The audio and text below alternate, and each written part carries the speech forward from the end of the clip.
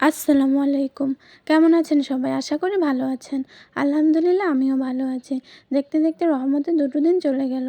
আজকে ইফতারের জন্য বানিয়ে নিয়েছিলাম আলু আর ডিম দিয়ে খুব মজাদার একটি চপ। চপটি হলো আলু দিয়ে ডিম চপ। এটা খেতে খুবই মজা লাগে। চলেন কিভাবে বানালাম তা আপনাদের সাথে শেয়ার করি। প্রথমে আমি ডিম আর আলু সেদ্ধ করে নিলাম। এরপর একটা খাঁচিতে ঢেলে রাখলাম। কিছুটা ঠান্ডা হতে থাক। তারপর আমি চুলায় একটি কড়াই বসিয়ে দিলাম। হালকা পরিমাণে তেল দিয়ে কয়েকটা শুকনো মরিচ ভেজে নিলাম। শুকনো মরিচটা ভাজা হয়ে গেলে একটি প্লেটে উঠিয়ে নিলাম। এরপর পরিমাণ মতন পেঁয়াজ কুচি, ধনেপাতা কুচি, লবণ দিয়ে মাখিয়ে নিলাম। মাখানো হয়ে গেলে আমি এদিকে গরম ডিমগুলো ঠান্ডা করার জন্য একটি বোলে পানি দিয়ে রেখে দিলাম। এই চপটা খেতে কিন্তু খুবই মজা হয়।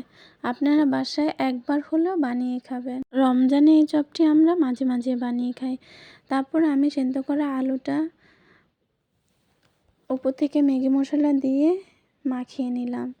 মূলত এটা আলু ভর্তা বানাবো। এটা দিয়ে আপনারা আলুর চপও বানিয়ে খেতে পারবেন। এরপর আমি ডিমগুলো ছুলে নেব। ছোলা হয়ে গেলে একটা ছুরির সাহায্যে আমি স্লাইস করে নিলাম।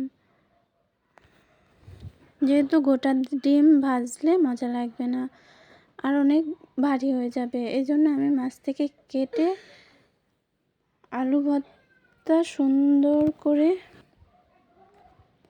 আলু ভর্তাটা ভালোভাবে এপিট ওপিট করে পুরো ডিমটা আমি ঢেকে ফেলবো। গোল বল আকারে করব।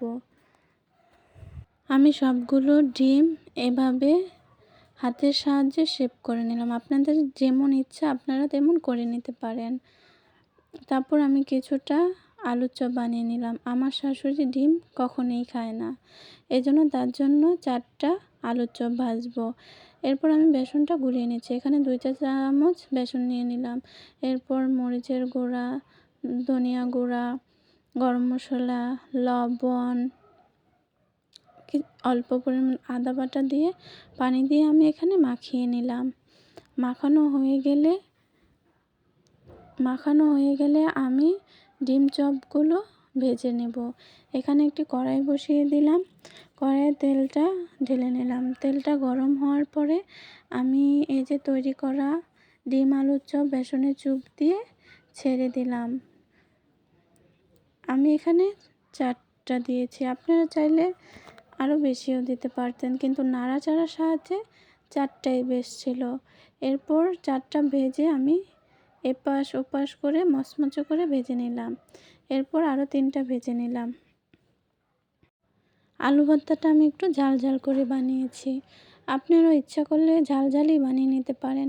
যেহেতু রমজান মাস, মুখটা কেমন হয়ে থাকে, একটু ঝাল ঝালই খেতে মন চায়। ভাজা হয়ে গেছে। একটি ছাঁকনির সাহায্যে আমি তেলটা ছেঁকে প্লেটে ঢেলে নিলাম। এরপর আমার শাশুড়ির জন্য বানিয়ে নিয়েছিলাম 4টি আলুর চপ। সেই আলুর চপটা বেসনের চুপ দিয়ে ভেজে নিলাম। ভাজা হয়ে গেলে একটা প্লেটে উঠিয়ে রাখলাম। আপনাদের দেখানোর জন্য আমি একটা ডিম আলুর চপ কেটে দেখালাম যে দেখতে কতটা ইয়ামি হয়েছে। খেতেও আলহামদুলিল্লাহ অনেক মজা হয়েছিল। আজকে ডিম চপ দিয়ে ইফতারটা কমপ্লিট করলাম।